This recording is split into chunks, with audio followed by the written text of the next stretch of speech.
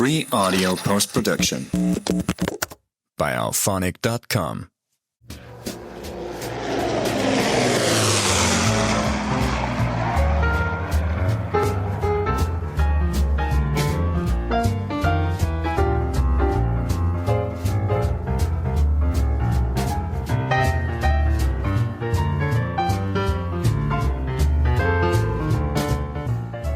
Hello, a warm welcome to all our listeners and welcome back to Never Mind the Dambusters, the podcast where we explore the realities, the controversies and the remarkable human stories behind RAF Bomber Command.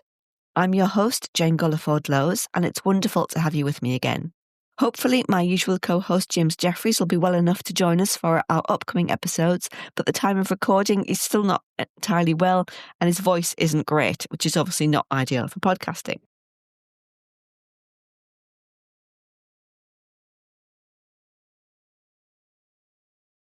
This week, I'm very pleased to be joined by someone whose work is dedicated to preserving the memory of one of the most iconic aircraft of the Second World War, the de Havilland Mosquito, often celebrated as the Wooden Wonder.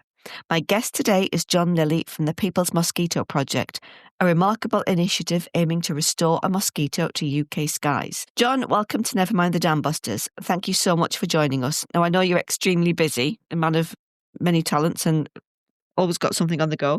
How are you? I'm very well, Jane, and thank you very much for inviting me to your marvellous podcast. I think it's a fantastic thing that you celebrate and keep the memory of Bomber Command alive from World War II. Thank you so much. Now, before we get into the details of the project itself, I kind of want to take a step back and look at the origins of the Mosquito, an aircraft whose very conception was, I think everyone will agree, at the time, both radical and controversial. So we're going to talk about the birth of the Wooden Wonder. The Mosquito's development story is almost as dramatic as its operational career. I wondered, John, could you talk us through the original design concept, particularly the decision to construct the aircraft largely from wood, and how de Havilland persuaded the Air Ministry to support such an unconventional approach? Yes, thank you, Jane. It was a project that almost never happened, as you quite rightly say.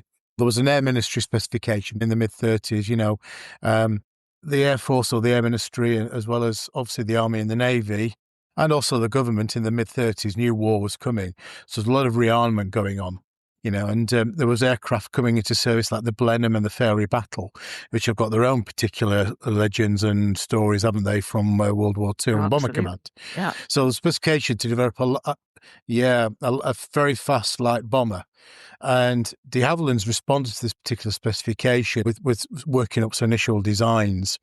And of course, as they were working through the specification, war broke out, September 1939, as we all very well know. And that sort of specification really got de Havilland's to focus on what they wanted to do. And Geoffrey de Havilland reflected on what was going on in terms of development at the time and also seeing what was happening in terms of the aircraft and also fighter speeds, and thought that bombers with speeds of 240 miles an hour and very small pod gun armaments was not going to cut the mustard in the Air Force. And as he was proved to be right, of course, as the phony war finished in 1940. So their design was to produce an unarmed, fast light bomber with a composite wooden construction. And composite material aeroplanes were not, it wasn't a new thing to the Havillands. The Comet Racer was made out of wood. They also had an Albatross airliner, actually, which was in service in the late 30s, made by de Havillands. So they had history of doing aircraft made out of wooden components. And in fact, the Albatross design actually rescued the Polish government, brought them into exile into London as Poland fell in 1939 to the Nazi invasion. So this was quite new. But of course, presenting to the Air Ministry into the early days of the war an unarmed bomber made of wood, going back to the 1930s, type designed, World War I almost, kind of laughed at, really. However, the project had one famous backer who has become famous now, and that is Air Vice Marshal Freeman. And it is because of this backing of the Air Vice Marshal that it was able to get the design authorised. But within the Air Ministry circles, it was kind of sneered at and actually became known as Freeman's Folly. What a great name. Yeah, that's fantastic. Indeed. And those of your listeners who may have heard of Air Marshal Freeman, and for those who are not as well, this is the same gentleman who decided that we should chuck a Rolls-Royce Merlin into the North American Mustang 1 design. And as your listeners will know, the original was an Allison-powered aeroplane, and it was not suitable for RAF operations. In fact, it was very underpowered at mid to high altitude. And the Allison engine ones became dive bombers, didn't they, and ground attack aircraft. Mm-hmm. But of course, the Merlin shoehorn into the Mustang became the most famous escort interceptor fighter of the war, didn't it? Or support fighter of the war. So anyway, moving back to the Mosquito, though, Freeman really believed in it. And of course, it brought into play materials and also craftsmanship workmen that were currently not being used. In other words, people have made furniture, pianos, cabinets, and don't forget at the time, a lot of a lot of car body designs were made of wood. So companies like Van den Plough were around, as well as G-Plan for furniture as well. So you had this skill set out there, that was being untapped to. But yeah, because things have moved on to aluminium monocoque designs. Of course, it was looked at, and again, being unarmed as well. A bomber unarmed? Are you mad? It is kind of thing. However, Freeman saw the vision of de Havilland and backed him.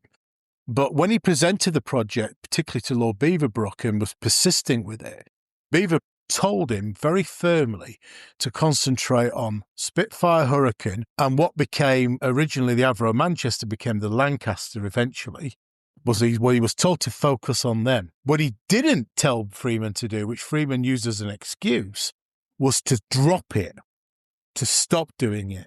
So on the side, he kept the project going, and eventually the de Havillands were awarded basically a contract to produce, potentially a photo reconnaissance design. The RAF could see initially, this kind of thing would be great for a real, good altitude or medium altitude photo reconnaissance aircraft. But oh no, not a bomber. Oh no, not a fighter, not a night fighter or everything else, but a bomber. So they were awarded a development contract to do so, and they pressed ahead with the design, and some of the drawings we have are dated, funnily enough, because we're recording this around the Christmas period, were dated December 26th, 1940. Well, somebody was working very hard on Boxing Day, Jane, to make sure this design. In fact, we have the drawing referring to is a bit of 4x2 cross beam member that underpins the aircraft cockpit floor. Anyway, but there we go. From there, Beaverbrook was furious when he found out, and he obviously hauled Freeman into the ministry and gave him a real dressing down, and said, "You went against my orders." And Freeman said, "No, you told me to focus on these three things. I have, but you did tell me to stop this one." Of course, very churlish thing, but he didn't get fired. And of course, the prototype was well on its way into production. Basically, they got a prototype into the air around about the sort of October, November time in 1941. And then 1 year later, around the similar time, autumn, going into early winter in 1942, it went into service. So a very, very fast development for a design. And then we can talk about how it developed from there. Yeah, that's a very short time frame, actually, isn't it? Very impressive indeed. So for its time, the Mosquito demonstrated, I think, quite extraordinary engineering. What do you think that were the key design features or innovations that did make it so fast, so versatile, and so suitable for such a very wide range of roles? Great question. I mean, the first thing comes around is with the wooden construction, you've got a very flat surface for the skin. In other words, there's no rivets. So rivets do cause drag. So having a very smooth skin on terms of your fuselage, your main wing, and obviously your tailplane area empennage really helps the speed factor, probably 20, 30 miles an hour, seriously. And we'll come on to the night later, because what they did originally with the night fighter, yes, a lot of difference. And in fact, I'll share the fact now, when the original night fighters came in, they had this very thick black paint. and it was so thick, it actually slowed the aeroplane down 20, 30 miles an hour. So they developed sort of a semi-matte air finish spray, which was smoother and got the speed back, right? Okay. So, yeah, no, not great. But going back to your original question, the fact that it was wood as well made it a very light air. Listen, the Mosquito is actually a metal aeroplane held together by lots of wood because it still needs engine bearers, metal engines.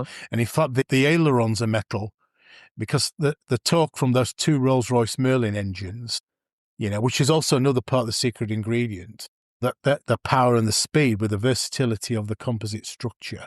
So they made it light, but it made it strong. But the ailerons actually made out of aluminium. Normally, the ailerons on the early aircraft in World War II, like the Spitfire, they were a kind of like a wooden frame or a metal frame with a skin on it, like a dumpling cotton skin. The Mosquito had to be all metal skin ailerons because the torque was so strong from the Merlin engines, they'd snap the ailerons off in a turn. Wow. So they needed some strength there. So, and again, we're talking about composite design, but the Havillands had some experience, as I said previously, with a Comet Racer, twin-engined, and that was a Gypsy Moth or Gypsy Major engine. Some listeners out there may correct me. But again, with their own engines, and they could see how you could get speed. And from speed, the Havilland knew he had a very high top speed, close to matching the fighters of the early 1940s. And therefore, he went, hang on a minute, if I had a gunner and their weight of a gun and the ammunition, this thing's going to slow down. So what, from that initial thinking of speed, lightness and stuff, they were able to confidently predict that the aeroplane's defense was speed. But the genius of the design, because initially it was going to be a bomber, Jane, the genius of the design, later on as the prototype developed and they went into service, they realised this could become a multi-role combat aeroplane and develop into other variants because of its versatility of design and the fact that you could replace the glaze nose for bombing with a gun pack in the nose and a gun pack underneath, trading a little bomb bay space. And then there are other variants we can talk about. Yeah. So, mine laying, gardening operations is my thing, my speciality. And I know, obviously, Mosquitoes took part in quite a few of those as well, particularly on the canal mine laying. But yeah, it seems to be an aircraft that basically just does everything, doesn't it? It's its operational use, which I'm going to come on to now, is extremely impressive. Also remembered in some quarters more for reconnaissance or pathfinding, but it did play a significant role within Bomber Command. So how was it actually used within the bombing campaign itself? And what set Mosquito operations apart from the heavy bomber missions that most people are familiar with, the Stirlings, the Lancasters, the Halifaxes, etc.? Good question.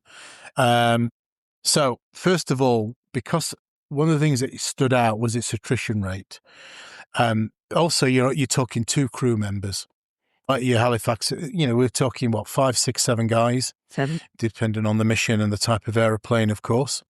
So in that case, you're talking 2 crew members.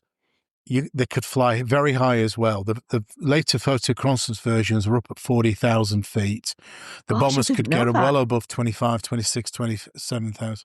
Very high up, right? Very high indeed, yeah. But the bombers fully loaded, more weight and stuff, a bit lower. So they could operate above the Lancasters, who were at the time, the highest ones, and the poor old Halifaxes were a much lower level and got a higher attrition rate. So you got the speed, you got the defense from that. And because of the speed as well, that the attrition rate of Mosquitoes was much, much lower. It's the lowest in Bomber Command in terms of losses. And in fact, there were more losses in training than there were on operations. And in fact, you're talking 2 crew instead of 5 or 6 guys makes a big difference. It does, absolutely. What was the difference in terms of the bomb load that a Mosquito could take? Do you know? What sort of capacity did it have? The early versions would carry up to 4 times 250 pounds inside its a bomb bay and stuff. But later on in the war, they developed what we call the bulge belly version, And that actually could then hold the 4,000-pound cookie bomb plus a few incendiaries as well. And then later versions also, you could sling up not 4,250, 4,500, so a 4,000-pound bomb load. But then when they developed the bulge bomber bay versions of later in the war, from kind of 44 onwards, that could carry that 4,000-pound cookie bomb, which was a big earthquake type bomb, wasn't it, coming along, plus obviously incendiaries as well and target markers. And the fighter bomber versions, that was 4,250s, and later on they could do underwing rocket projectiles, were also underwing as well. So one of the myths out there is Mosquito could carry the same bomb load as a Flying Fortress from the US Army Air Corps. Okay, that is true, yes and no. The yes bit comes in if a fortress with all those guys, all that ammunition, all those 50 calibers, all that fuel was asked to go beyond Berlin, a real long range bombing mission. Yes, the fortress had to reduce its bomb load to that 4,000-pound capacity. All right, because it couldn't get back to base with the fuel it needed. Yeah.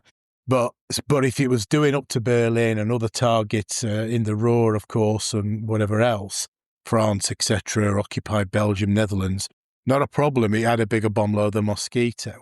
So it's a yes and no question, which often catches people out. The other thing that it contributes to Bomber Command, apart from that being able to carry a decent bomb load and its speed and its lack of attrition, was the fact that because of its speed, quite late in the war, one aircraft would do 2 sorties in a night because it could get there and back faster than the main bomber force, the 4-engined heavies. So sometimes you had crews, they drop, they go up, they've done the sortie, they'll go and get the debrief, another refuel, rearm, take off and do another target. Yeah, that's really so impressive. You can use your aircraft twice in one night. Yeah. That's very impressive. Yeah. The thought of doing sort of an aircraft doing 2 ops in a night was absolutely unimaginable, I guess, at the beginning of the war. Yeah. But when you think how much technology it developed just in those few short years, it was just, mind-blowing, really. Exactly. And again, to its multi-role combat aeroplane piece into Bomber Command, the RAF established one RAF 100 group, Bomber Command Support Group. I don't know if you've done a podcast feature on it, but that's another potential interesting topic I talk about. The 100 Bomber Command Support Group operated a lot of Mosquitoes, intruder Mosquitoes that went and disrupted night fighters, radar stations, etc., and also dropping window, particularly around D-Day and also for other bombing raids. And they also, from the Met flights as well, the Met flight went ahead of the bomber stream because it's so fast, it could give a much better update on the weather over target, whether it's blocked or cloudy or thunderstorming or clear or whatever.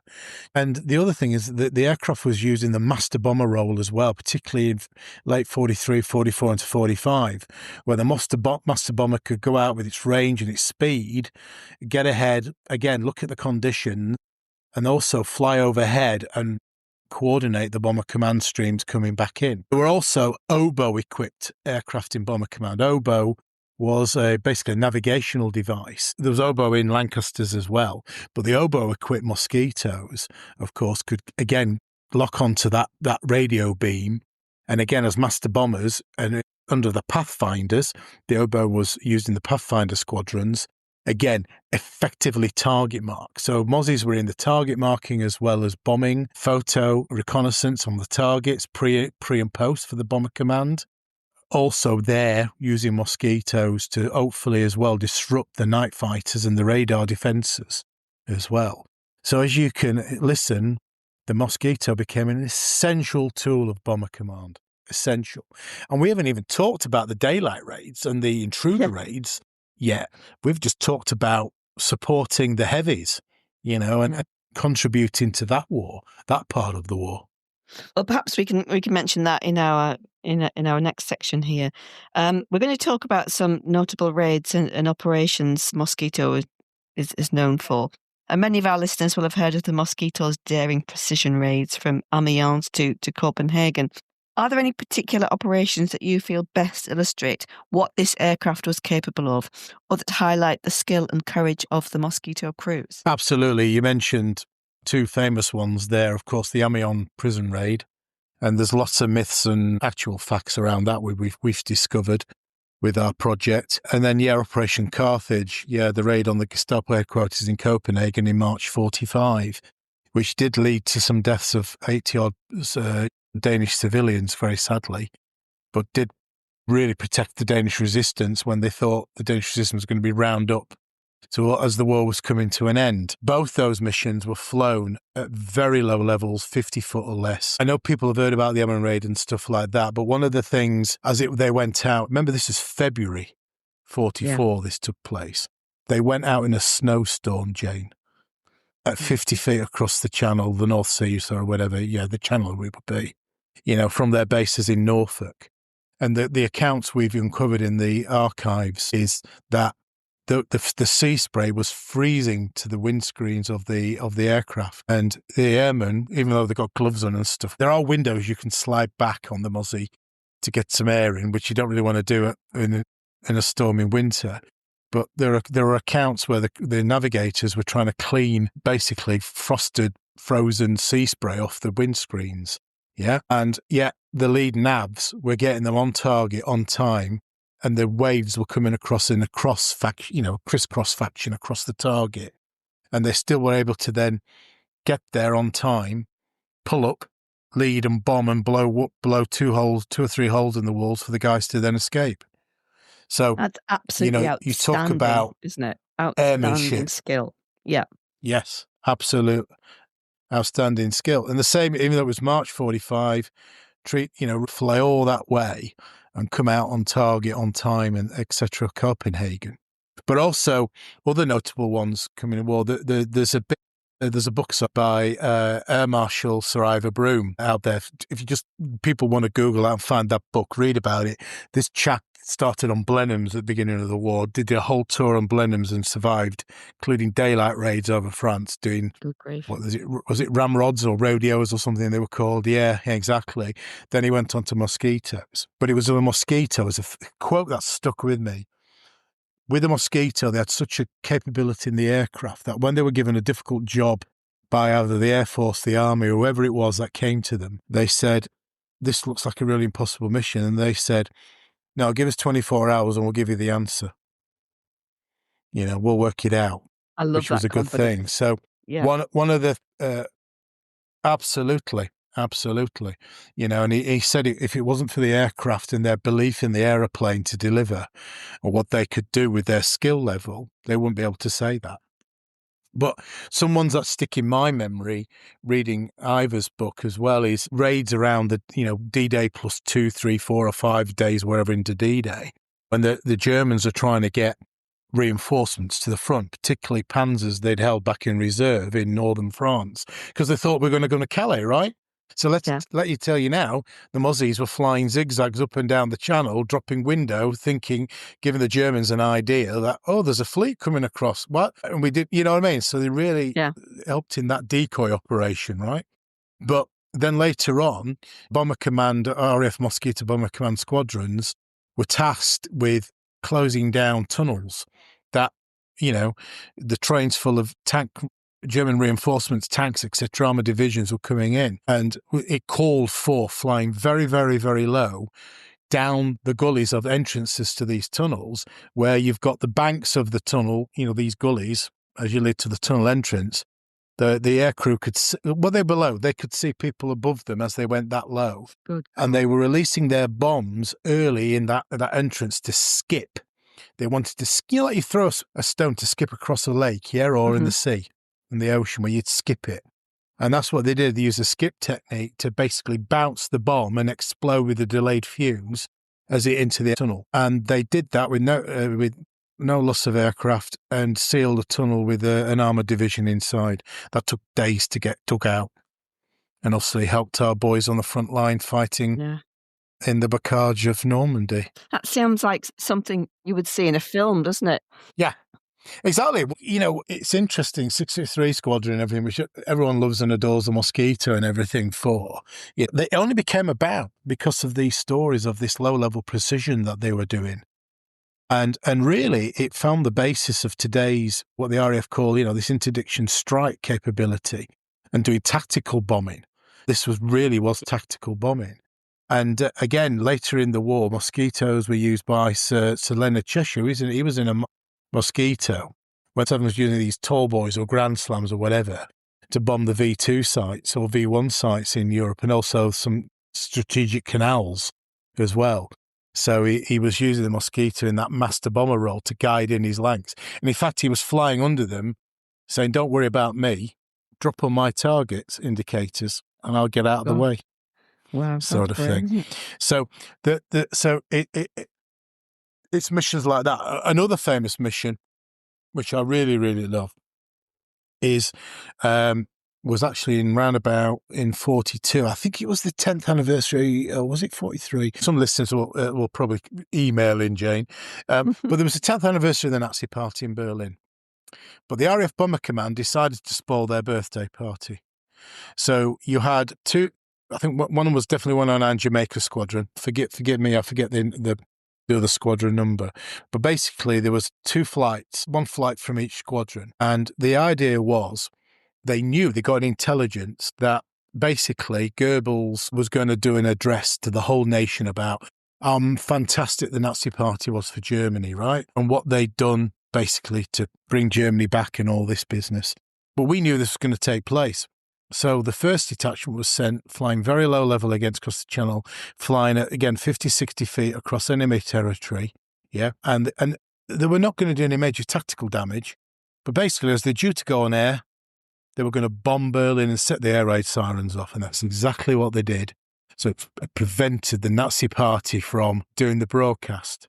So that was in the morning. And then later on, the second squadron went in, just as they thought, oh, we'll go on and do it again, right? They did again, another raid. And this, you can imagine the fury that caused. So basically, two sets of aircraft, not very many aeroplanes, 4 or 5, 4 in each flight, whatever, went and disrupted it. It was kind of that PR moral victory, isn't it? Yes, that you can do. Remember, Goebbels was all about, he was their PR kingpin, can't you imagine? He's a propaganda fellow, isn't he? And it led, indeed, as well. It led, I think I'll try and get again, is it a myth thing, whatever, but apparently Goering after this said, every time I see a mosquito in the skies, it makes me turn green and yellow, putrid with envy, and I feel whatever. But he was really furious. And he said, how can these Englishmen build such a thing out of wood and everything else? And he said, when this war is over, he said, I'm going to build a British wooden-built radio because we can't build anything like the Mosquito. So basically, it really, really upset him out of everything else. But it led as well, the Mosquito became such a thorn in the side. If you were a Luftwaffe pilot and shot down a Mozzie, you got 2 kills, Jane. Oh, is that right? Gosh. Yeah. Such it was revered. So you've got this fear in the enemy. You've got to play. And then, as I said before, originally a bomber, but they then realised they could put a gun pack in the nose and rocket projectiles later on for bombs underneath. Let's have a fighter bomber so it can go and strafe. So again, the Mosquito took part and was in forward air bases when we got into Belgium and everything to take the fight to the enemy, even more so. And then, of course, they thought, well, hang a minute, this could become a night fighter. So originally, the fighter bomber started off life as the night fighter. And then they realised they could fit radar into the nose and have cannon underneath. And as the radars got bigger and, these became the bull-nosed Mosquitoes, and it got into the night fighters. So again, the Mosquito then helped Bomber Command even more because now you got the night fighters patrolling in with the bomber stream looking for the German night fighters as well.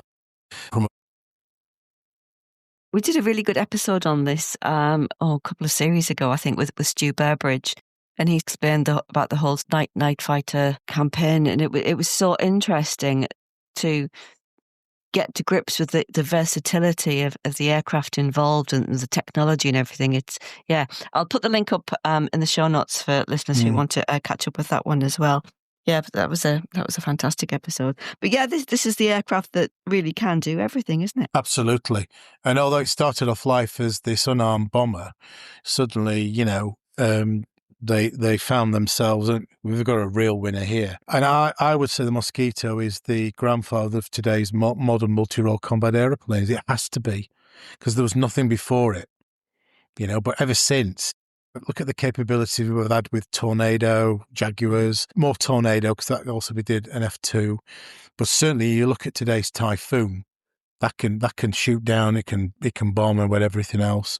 And then, today's F-35, which is also a lot of composite material on the F-35. So we're very proud to have some, good links to the Royal Air Force today. It was the air crews as well that fell in love with it. And I think you want me to talk more about that next. Yes, absolutely. I had the absolute pleasure to meet Colin Bell a couple of years ago and listen to his tales, which were absolutely fantastic. Colin, it's a proper character. But yeah, the Mosquito was famously fast and also famously cramped. So what can you tell us about the day-to-day experience of the men who flew it? And how did serving on a Mosquito squadron differ from, say, life on a heavy bomber station? Great question. I mean, you talk about Colin there, and over the years, I really got to know great people like Flight Lieutenant Des Curtis, who's sadly not with us, passed away 2 years ago, John Trotman as well, who did a tour on Wellingtons, then went on to Mosquitoes, and Des started on Beaufighters as well. So I'll tell you about these variances. And then Flight Lieutenant George Dunn, who's still with us as well, so bless him. And George did a tour on Halifaxes before he went on Mosquitoes. Colin learnt to fly on the Arnold scheme in America, and he was going to go on to Blenheims, and he went straight, not very long, and then went straight on to Mosquitoes. But going back to Des Curtis, he was a navigator on Beaufighters, and he was in operations when they landed. I think they had to they were on a raid somewhere over the North Sea into the Nordics, and they had to divert for some reason. Well, I think it was weather or fuel or whatever, and landed at a station, and these brand new Mosquitoes lined up, and they were like, "Whoa, we'd like to get on those." He said to his pilot, right? And he said, if you got to imagine as the nav or whatever, they were in the backing of a Beaufighter in a separate area, so you were not in the same cockpit as you were in the fuselage. And he said, this horrible, uncomfortable stool. That every time you turned around to do something, you'd smack your face in the butt of the Vickers K gun. I think they had here, like a pop gun, didn't they, as defence, which would do nothing really, to be honest, against a 109 or a 190. And, he said, very, very nice brute of an aeroplane, the Beaufighter, but it was, for them, 10 years or a generation behind the Mosquito, which they saw as like a Ferrari, like a racer and stuff. And they said, and then luckily they formed 618 Squadron. So Des was in 618, and everyone's thinking, hang on a minute, there's 617. 618 was going to drop the highball bouncing bomb. So another brilliant adaptation for a weapon, and it was going to carry two smaller versions of the Upkeep, which was called Highball, and that was the original mission, was to use Highball and go and sink the Tirpitz. Tirpitz, of course, yeah. And carry two of these Highballs. Yeah. So, and again, there is a book by Des Curtis on Most Secret Squadron. Highly recommend it. Tells you all about how they were going to use the bouncing bomb against that, and also Des's time on the Mozzie as well. But when they transferred into the Mosquito, suddenly they went, well, we were right. We are in a racing car. Nothing to compare against. It's a Beaufighter, great aeroplane, very reliable, very rugged, great job, really contributed. But with the Mosquito, they said, we've got a chance to survive. And everyone says that. John Trotman from Wellingtons to Mosquitoes, George Dunn, Halifaxes into Mosquito. And suddenly, because of the speed, the versatility, they had confidence they could get out a lot of trouble. They had confidence in the aeroplane and its performance. So they absolutely fell in love, and they wouldn't trade. They would not want to go to any other squadron. They'd rather not be an ops. They really wouldn't. For them, that was the aeroplane to win the war. So life on a Mosquito squadron as well, suddenly your chance of surviving. And they were more, I don't know, there was a bit of a sense of a pride that were in the Mosquito. I guess, I know, don't get me wrong, there was a lot of, the guys who flew Hurricanes at Battle of Britain would say they loved it as well. But I think those who were in a Spitfire squadron felt a little bit special, maybe. And I think that's how they felt. They felt they were part of an elite force. And though, like Colin's Pathfinders, in the end. So was George Dunn, and then he was Met Flight as well, sort of thing. And Des, of course, was looking at the bouncing bomb. And then, there was those guys that just served on the bomber squadrons. So I think the other thing is, as well, is they were expected to do more sorties on a Mozzie as opposed to the heavies as well. So their numbers before the end of a tour went up. So there was an increased risk, yeah, but they felt special. And I think they also felt as a squadron they could do it. And again, back to what I said about Sir Ivor Broom. I don't have an answer today, but give me 24 hours and I'll get you the answer. We'll get it sorted. And that's what it did. It boosted morale, motivation, confidence, and skill.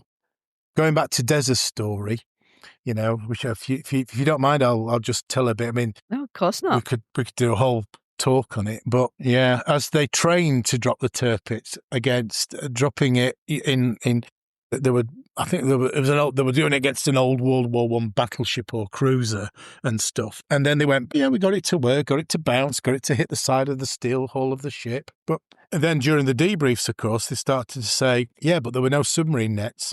There were no anti-bomb nets. There was no flak. There was no enemy fighters.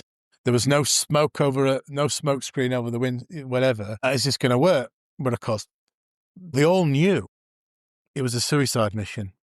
But they were all determined to continue with it and do it. But the Tirpitz, because we were chasing, the Germans knew we were trying to sink this, because, of course, it was the biggest threat, wasn't it, to the Arctic convoys. And so with the Navy and other bombing raids on the Tirpitz, they kept moving it. And it got to a point where they said, look, the Mozzie's good on range, but it's so far north now to the Arctic Circle, we can't get back. Yeah. Even if they flew from the most furthest northern base of Scotland, they couldn't get back. So there was a lot of ideas put forward, and they kept having them presented to them, which was, well, you do your mission, and if you survive, you can fly on to Russia, and good luck with the Russians. They didn't fancy that, Jane. They didn't fancy that. Even though they're our allies. Then somebody said, I'll tell you what we'll do. I found out you could do your mission, fly inland in Norway, crash land in this forest. And by the way, about 10 miles away, there's a station, and once a week a train will take you down into Oslo, and then you can get across to Sweden. So hang on a minute, we'll crash land in a forest and walk to, oh yeah, okay. All right, okay. Well, that's not going to work, is it either? That sort of thing. And all these ideas. And eventually, thankfully, I think the upkeep raid went against the dams, and because the tips kept moving, they scrapped the mission. They scrapped 618. It wasn't going to happen. But they kept the highball aircraft for later. But what Des ended up doing was transferring it to 248 Squadron, a detachment. And there was another development of the Mosquito, which was the Mark 18, and it was the Tetsi version. The Tetsi version was armed with a 7mm, 6-pound anti-tank gun. Anti-tank gun fitted in place of the 4 20mm cannon underneath. So Des and his pilot went and did U-boat missions, and they sank a U-boat with this weapon. There's a whole story in itself, but just give your listeners an idea. When that weapon was fired, a 100-foot flame would come out the front, and the aircraft would take 20 mile an hour off the speed for a second or so, and the shockwave through the airframe was supersonic. Wow. And it carried 22 incredible rounds. Yeah. Yeah. I would love to have seen one of those. There is a very absolutely. There's a verified account as well. There was one air-to-air kill with that weapon, that Mosquito, when the leader of 248, Des's boss, a Ju-88, passed in front and he just loosed a round off. Very lucky shot, but the 7mm shell took the entire left port engine off in one go, and the aircraft was in the sea within 5 seconds. Wow. God, that must have been absolutely terrifying being on the other end of that. Yeah, exactly. But the weapon was used against U-boats and anti-shipping, and they would go out with the fighter bombers who would attack the flagships. And using our Enigma secrets, we knew when they were going to be in. So sometimes they'd do raids where they knew there was no U-boat, just to get, because again, they don't want to let out, how do they know we're here every time? You know what I mean? So they had to do some dummy raids, but then some real raids as well. On this particular occasion, Des was doing it outside La Rochelle, I believe. So they were flying at sea level underneath the radar across Bay of Biscay, and then they would know the tide was coming. They would see the ships on the horizon. They would pull up to 1,500 feet whilst the fighter bombers took on the flagships and any coastal batteries as well, pin them down. And then they would go in at an shallow angle of attack, 45 degrees, and drop down and aim below the waterline towards the engine compartment. So what they're trying to do at minimum was scuttle the thing or get it to sink. And the shell would go in, bounce around the engine room and come out the other side and flood it. On the particular occasion, they took out several guys in the engine room, but they were so close to base, the captain and the rest of the crew got off and were rescued. Maybe 8, 9, 10 guys died, but they sunk a U-boat. But later on, that U-boat captain survived the war, and after the war, Des met the U-boat captain. They reconciled, recognised them both as victims of, the war or whatever been involved. They became best friends, Jane. Let's turn now to the work that you're doing, John. For listeners who might not be familiar with the People's Mosquito Project, can you give us a brief overview? What is the project's mission and how did it all begin? Okay, the mission is very simple. We're going to return to the skies for the benefit of the entire British public, a Havilland Mosquito. And to airworthy status, not a museum police. And we believe the only way to really bring back and tell our heritage, also to influence our future as well, aviators and engineers, is by flying the aeroplane. So it's a Return to Flight project. We started in 2012, which seems a long, long time ago now. Well, I started it with a tweet saying I had an idea. I looked at the Vulcan to the Sky project at the time. We raised over £25 million, by getting the public's backing and obviously bringing the Vulcan back. So I had a business type model in my head. I got to know that project very well. It was on the principle of presentation aircraft from World War II. There were Spitfire funds, bomber funds. I think Sterling was done by public money. But so it was on that basis that we want to rebuild the aeroplane and gift it to the nation. Same principle. But of course, using modern ways as well, like company sponsorship or high net worth individuals, and then we do other things as well, like YouTube videos and get income coming from that, merchandise sales, etc. So yeah, started out as a tweet. And I guess you're thinking, where are we today? Yeah, that was going to be my next question. So restoring an aircraft is as complex and as unique as a Mosquito must present enormous technical challenge. What does the restoration process actually involve, and what have been some of the biggest hurdles or breakthroughs so far, and how far have you got? Yeah, really good set of questions there. So a lot of people think, why is there not many Mosquitoes flying in the world?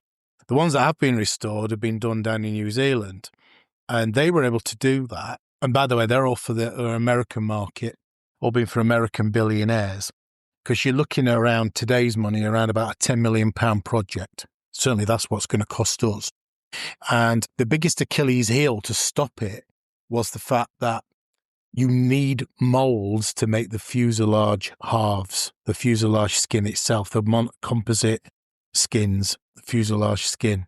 So you need a mold, because to make the fuselage, you're laying plywood, balsa ply sandwich, and you need to then mold that sandwich in a shape of that fuselage from the nose, cockpit, all the way down the tail before you build the thing. And the molds disappeared. Around about the 2014 time, 2015. Yeah, no, 14 actually. I got a call from Airbus Chester, an engineer, who'd said, I found some Aussie drawings. Would you be interested? I've heard about your project. So I turned up not wanting to expect, and then I was shown a filing cabinet. And inside the filing cabinet was 22,000 aperture cards with all the de Havilland drawings on. Wow. What a treasure trove. Yes, it was absolutely. But most fundamental was in that we had the lofting drawings, as it's called, a naval term, because a lot of these engineering things are from the naval times of designs. Mm-hmm.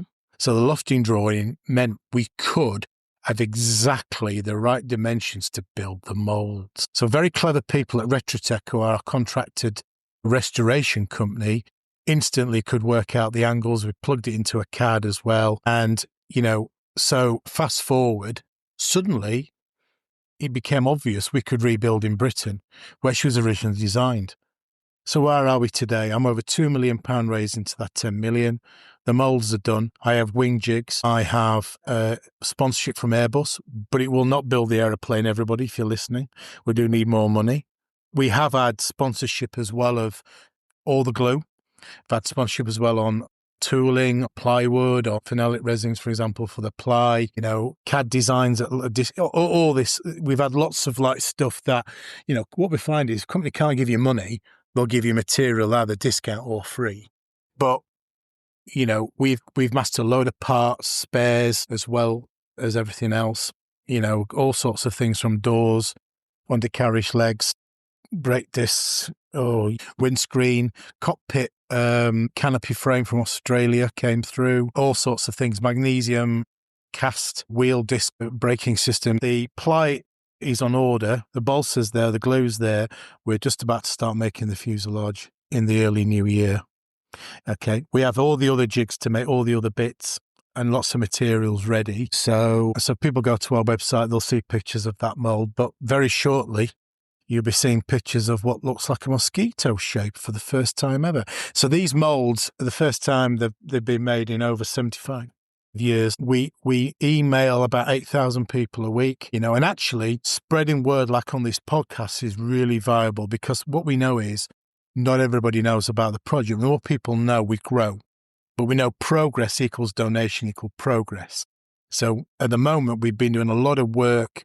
And every single bit you bolt onto that fuselage, including wing pickup points, Bombay doors, Bombay door attachments, all the metal bits that we need for that as well, is all been done. But until we get that fuselage going, we know the next phase of big uplift in donations is not going to come. So we're really push for that. And of course, it's been a hard last 12 months. The whole economy, we've all paid for things more, haven't we? Gas, electric, Absolutely. fuel as well. Yeah. So the charity sector has been about 15% down. They often ask questions, when will she fly? To be honest, do I need the Ray 8 million? No, I could probably do it with say 6.5 to 7 of that, because we obviously factor in inflation and cost of goods going up in the business plan. But I could get it done in 3 years. We're still aiming to get it done in the next 4 to 5. Gosh, First that's flight. impressive.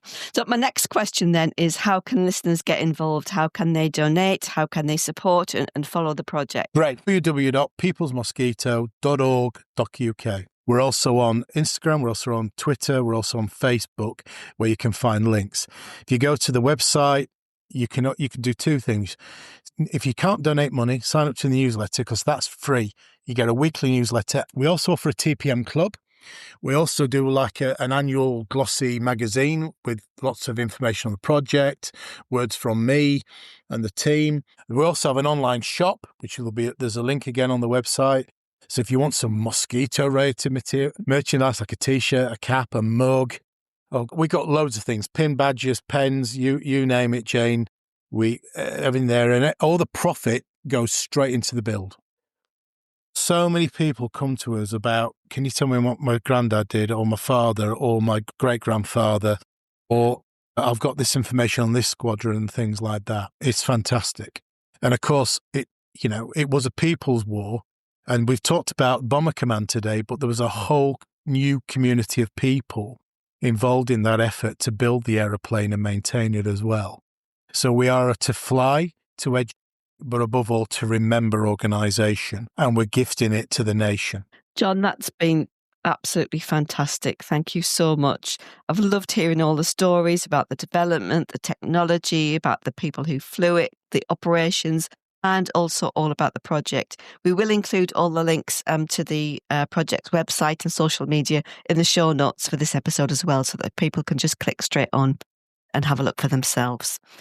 So we will wrap that up now. John, you've been a fantastic guest. Thank you so much for your time, and thank you for joining us on Never Mind the Dambusters. I've really, really enjoyed that chat. It's been brilliant. The story of the Mosquito is one of bold ideas, extraordinary skill and incredible bravery. And your work is ensuring that this aircraft's legacy continues to inspire future generations. It's been an absolute pleasure having you on the podcast. And to all our listeners, thank you for tuning in. If you've enjoyed today's episode, it would mean the world if you could leave us a quick review or rating on your podcast app of choice. It really helps others discover Never Mind the Dambusters. If you'd like to support the show more directly, you can do so for just a few pounds or dollars a month. The link is in the show notes, and every contribution helps keep the podcast in the air. You can also join the discussion in our Facebook group or follow us on social media on X, Blue Sky and Instagram to stay up to date with future episodes and behind-the-scenes updates. I'll be back soon with more stories, more voices and more explorations of RAF Bomber Command. Coming up in future episodes, we've got some really great stuff, honestly. We'll be talking about operations against the V-Weapons site at Peenemünde, bomb disposal in Hamburg, the American involvement in the Schweinfurt raids, and we'll be chatting to Professor Alan Alport about his new book, Advanced Britannia, which is absolutely fantastic. Until then, thank you so much for listening. Look after yourselves and goodbye. See you later. Thank you.